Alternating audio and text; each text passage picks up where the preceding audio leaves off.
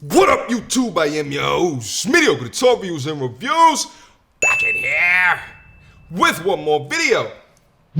Alright guys, you see the thumbnail, you see the title. This is a conversation I think that we should have here today. Alright?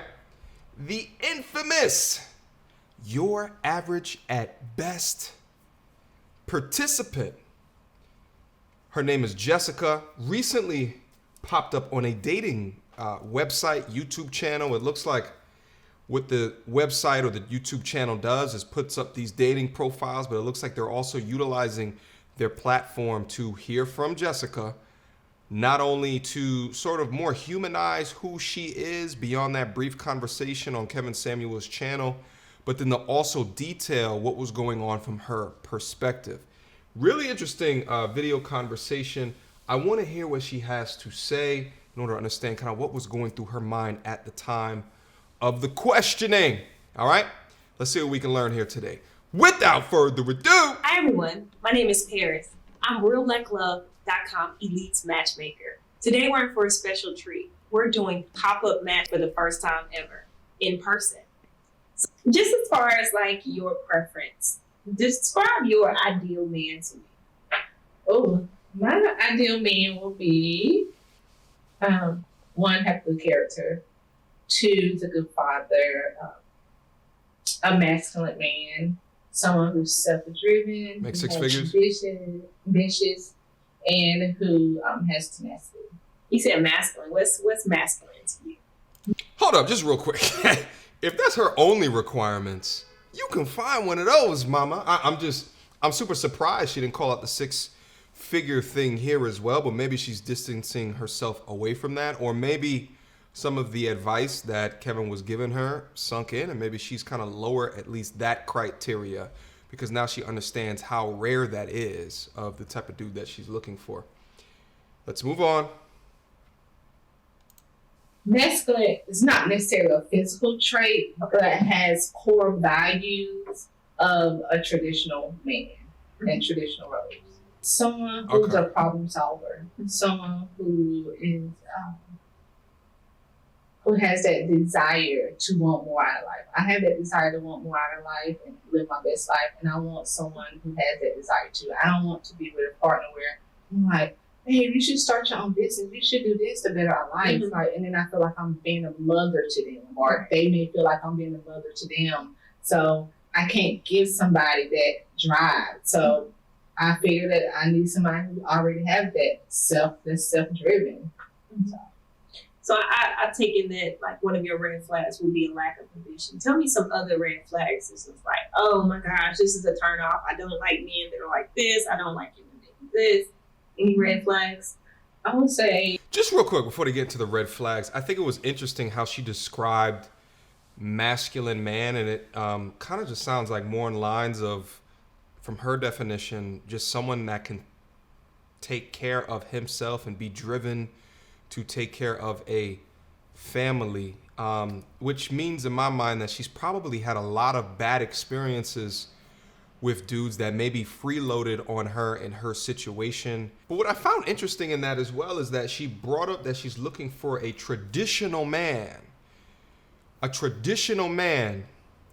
The problem with that though is that linking up with her doesn't result in a traditional family because the family has already been started, right? So maybe she means traditional man from like a morals and ethics perspective, but from a family perspective, a traditional man is more than likely not going to select a family that has already been started because in essence, his tradition is not bred out of the family because you have a teenager son that has its own, grew up in his own household, has his own traditions and what have you. So that's not a tradition. That is more blended family, which, you know, in 2020 in America, we have all come to know and love. There's plenty of successful blended families, but that's not traditional in the sense of the word traditional, okay?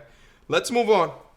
If I was to round up your exes and ask them, what's one good thing about Jessica and what's one major bad thing about Jessica, what would they tell you? well, they'll say that I'm loyal. And they'll probably say that honestly, if I have an issue in a relationship, a lot of times I don't express it, especially if I feel like it's going to cause conflict, because I don't like confrontation. Like, I try to avoid it if I can, and I'll hold it in. So they kind of got to like push me, what's wrong, and kind of dive a little bit deep. But it's something I'm working on, and I realize. So when was Just real quick, let me pause that real quick. Let me preface this and say, judging from the couple of quick words, and guys, I'll leave a link to the conversation down in the description box down below, because I'm probably gonna cut it up and not show you the whole thing. But feel free to go over there to watch the entire video. A couple of quick things. The way that she is as a conversationalist, either she's nervous or she wasn't prepped on these questions. I noticed she has very short and limited answers to some of the things that is being asked of her. It's not a red flag. It's just a key indicator of how she might think about things and might be introspective about things. That's the first thing that I noticed. The second thing that I noticed, notice what she just said here when asking prior exes about best thing and worst thing. And they were complete opposites of each other. Pay attention. Number one, super loyal. Two, she don't like conflict. All right? This is a woman that is super loyal, according to her own admission, all right, and doesn't like conflict, which would lead me to believe she has allowed herself to get run over in previous relationships before. That's what that means. And she said that she's currently working on it. Hopefully she's getting therapy for that as well. Because listen, at the end of the day, I tell you guys, it's a human nature thing. People will walk over you if given the opportunity. If you do not set boundaries, that goes for men and for women. Okay? That's what I feel like from that. So I guess, and I can believe that when she says non-confrontational, because if you think back to the Kevin Samuels video, she wasn't really fighting back. She just, disconnected from the conversation, which is what non-confrontational people do. Okay? Let's go on. Let's see if we can pull out any other nuggets. When was your last relationship? When did that end? That How long was has it been? my last relationship was 2 years ago, and it lasted for almost 2 years. Okay. So you took some time out of dating before you decided to come back, or? Yeah. When I put myself out there, a lot of times, if it don't go my way or don't go right, and I'm like, let me just put dating on the back burner. Let me focus back on my career. So I think in between relationships, I spend a lot of time really not even going back out there and seeing the test of waters. So whenever we was watching the video, and a lot of other professionals that work in the field, they kind of came to the same conclusion that, you really weren't really being heard, everything that you was after and kind of the reasoning why. Just tell me briefly, like, what was the whole conversation around, like, you wanted a guy that was high earning and making six figures? Why was that important or seemed to be highlighted in that conversation? I would say, one, his narrative is he's a six-figure income guy. And he's giving, that's his main thing. But my thing was one is I make six figures myself. I think me wanting somebody to make six figures minimum is not that much. 6 figures is not a lot of money. It's not a millionaire. Okay. So it seems as though this is super interesting. Because on the show, I believe Kevin says something, why can't you just get an average guy? And in her mind, she wants to be equally yoked, is what I'm hearing from a financial perspective. And I think that because she makes six figures, she wants someone at least six figures or more. And it sounded like she would not be willing or able to be cooperative with a man unless he did at least that. But what I find interesting is that when she says it's not a lot, that's subjective depending upon your lifestyle. But I don't think that she quite understands how rare that it is. It's roughly 10% in the United States, irrespective of race. And when you go down to just black people, because she's calling on a black show, it's way less than that, probably like 5-ish%, something around that. So it's a particularly rare thing. But here's the thing that I think that women in her situation make. And it's to think that because you earn a certain amount of money that you deserve a dude that earns a certain amount of money, when in reality the dudes are not looking for, the ones that you're looking for in the top 5-ish% are not looking for other women generally that make similar amounts of money or more. I mean, it just doesn't make you guys any more attractive the more money that you make. You understand what I'm saying? And this is hypergamy. It's in how men don't exhibit this, right? There's countless songs out in popular media right now that say something to the effect of, money make me, money make me. Dudes don't have songs that talk about that. It just, we don't have this. Our minds are wired so differently. So with that being said, I think it still comes back to the how do you qualify discussion, right? Because I think that perhaps you're qualifying yourself differently than what an actual man that makes that amount of money is going to qualify you, okay? This whole power couple stuff, this Jay-Z and Beyonce syndrome, I'm gonna call that for this video, got a lot of people going in a direction that is not fortuitous to the future that they want. The power couple stuff, I think, is more media, pipe dream. You have to meet people where you are in the economic dating marketplace according to where you actually sit from their standards. Let's move on. And all I was simply saying is I want my equal. Because what I learned in my past is if I date down, then I'm paying for it. All of a sudden now I'm paying for the dates. And all of a sudden now I got it. So those were experiences that you went through yourself. Yeah, that hinders me. And I felt like, if I wasn't in those positions, I could be a lot further along because, as Black women, we're taught to be that ride or die chick and to hold him down till he get his rapping career off or till he get this, till he get this off. And okay, yeah, we nailed it. Listen, I nailed it in the beginning of the conversation. Okay, she's super loyal and doesn't like confrontation.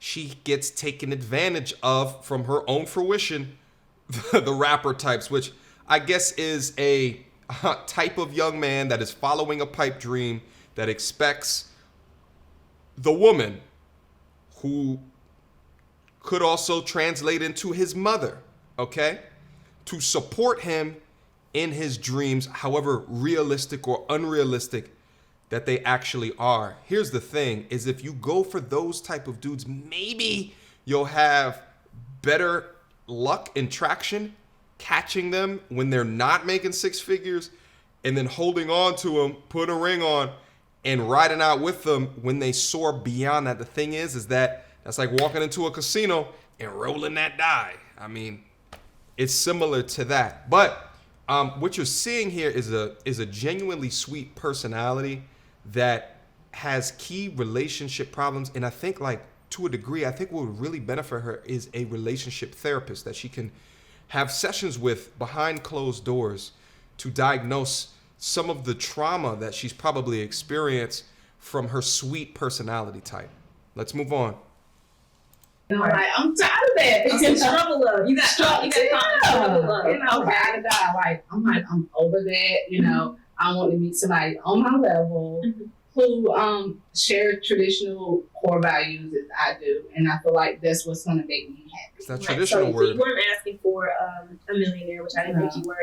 You were just looking for someone who was like financially stable. Yeah. And also, I didn't say the. You can be financially stable and not make six figures. You can make 50. I got dudes in my Discord group that make $50,000 a year and are retired. They're financially stable as hell. They just live differently than probably what you would want to live. So I don't think that you should agree there because you're looking for someone that makes as much or more money than you. You could be financially stable, making $50,000, $60,000, $70,000 a year, and studies have shown that. Okay, let's move on. Other traits, which I thought was common sense, which was core values and good character, good father, of course, all that. But outside of that, I want this too. You know what they say? What? common sense ain't always common. Right? Exactly. Another thing in that video that really stood out to everyone was the rate yourself part. Yeah. If you could go back over again and rate yourself, tell me how would you do it? And if you were to do it, how would you rate yourself? I will rate myself all around. Looks, my characteristics, who I am as a person, and with all that said, I would say a 10. Right. But he was saying just looks, and I was trying to entertain his logic or whatever he was saying. And a lot of part that people didn't hear is he said that if Beyonce was an 8 and you can't use 7, what do you rate yourself? I mean, I think Beyonce is a 10. But since she's an 8 and I can't use 7, I guess I say 6. Beyonce's and an 8. I feel like, you know, when we wake up as women, we're average and we, you know, put ourselves together. Did he really rate Beyonce at 8? Yeah. What Beyonce's is an 8. What scale is he on? I don't know, honey. Okay. I mean, we're getting back in the echo chamber here. I mean, and listen, beauty is in the eye of the beholder. It's subjective. Could Beyonce be a supermodel if she didn't have the incredible talents that she has? Could she be a supermodel? When I think of 10s, that is perfection. Beyonce is incredibly attractive, incredibly sexy. But she's relatively, she's a way above average. She's an 8. When an 8 is fantastic, okay? An 8 is fantastic. But when you start getting into the 9s and the 10s, I mean, that is supermodel. That's like the 3 million subscribers on Instagram. You know what I mean? And I'm talking 3 million, and they don't have to show off their insides or their areolas on the gram. You understand what I'm saying? They do it in a classy fashion, okay? Let's move on. I understand that logic because the way it painted it out, it seemed like, you know, you were someone who had low self-esteem. And when it's taken out of context like that, then it definitely paints it to like, you know, you have low self-esteem. Your energy, your vibe, you're a very confident woman. You give off that aura. So I don't think that rating system was a fair reflection of who you are. And I think to try to put a whole person on a 1 to 10 scale anyway is kind of especially just off the look side. like people don't judge their partners off that. Right. Right. And I mean, it may not feel good, ladies, but that's how guys think. That's what we walk around thinking. We love it. You guys already know. You guys already know how much we love how visual that we are. Shit, there's a multi-billion-dollar makeup, anti-aging, hair color, body changing, surgery, fat removing industry to keep your looks, to keep attractive for your gender. I mean, men do some of that ish as well, but it's not multi-billion, right? It's a subset, it's a small percentage of the whole, okay? But it's aimed towards y'all because you understand how visual creatures we are.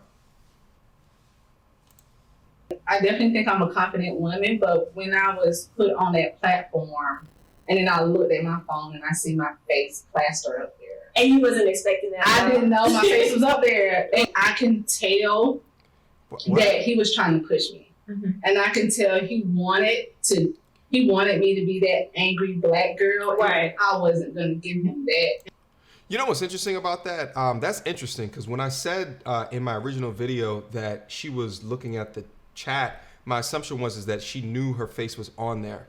So what if she was doing the video and then she looked down and then her face was on there and then maybe that made her additionally nervous and now she was looking at the comments because she was flustered in that moment. My thing was that, but you also came on with, you know, kind of looking out how you are right now and your webcam was on, right? Like there's times on his show I don't see people with webcams on, but maybe he requires it to talk to him and sometimes he doesn't show, but this case he did. So, but interesting. And plus my personality, I try to avoid conversation. So it's just like I just didn't want to, and I was caught off guard, and it was like. I mean, I commend you. I commend you for not hanging up. I commend you for not going off and not being that stereotype that we see all the time as far as that angry Black woman. I think a lot of people kind of they saw you and they saw someone special. The people who have the intelligence to recognize special people when you see them, you are a good thing. And if any man finds you, he's found a wife. You know, our show isn't about Kevin. Our show is about Jessica. Our show is about pop-up match where we take the time to figure out who you are. We take the time to figure out what Jessica likes. Because I guarantee you right now, it's some man that's sitting in his living room, rubbing his feet together, eating his cereal by himself that he does every single night, especially since quarantine's happened. And he is looking for a woman that is loyal and driven and hardworking and kind and a good nurturer. That's the image of the high value man. This is the dissonance. That's all I'm gonna play in this video. That's all I'm gonna play. That's the dissonance. So she's letting you know. She's letting you know. And this is why I talk about the echo chamber all day. So she's keeping the delusion rife, right? That's what she's doing. He's sitting at home by himself, single, eating a box of cereals, a box of oatmeal, whatever it is that she said. No, if he's making six figures, he's probably plotting, he's thinking, he's strategizing, he's figuring out how to get to the bag even more. And then also, too, he most likely has a roster. He most likely has a roster, you know, of the ones that want to stop with the roster and settle down. More than likely, they're not, if they're traditional, like the ones that she wants, they're not wanting a pre-made family. Listen, at the end of the day, I think it was a short conversation on his channel that brought up a lot of different conversations in the space. I think that it's interesting to see her points, to understand more about her personality and the things that she was thinking, whether it be in the moment. But I also think that it's courageous for her, after all of that hoopla, to get up on here again and to speak as she is. She's not butthurt. She's moved on. It seems like she sits very well with that it was a situation. She called in. Maybe she didn't know she was going to World Star, but she knew the potential risk. And she is growing and she's learning from it. That has been my video. That has been my reaction. Mediocre tutorials and reviews at gmail.com. Feel free to email me, hit me up. Got an Instagram as well, link down in the description box down below. And I got a Patreon where after the live stream that I did, kind of doing the 2020 year wrap up, we went down in there for a couple of hours and just politic, even based off of this situation right here. Final thing to say, Mama, you experienced something that the majority of Earth has not experienced. I appreciate seeing your poise, your sweet personality come up. I think that at the end of the day, I'm happy that you bounced back from going public like that. But this is also a learning experience. I still think Kevin's advice of therapy is needed. Shit, I need some therapy as well. That's gonna be one of my goals of 2021. Until next time, YouTube.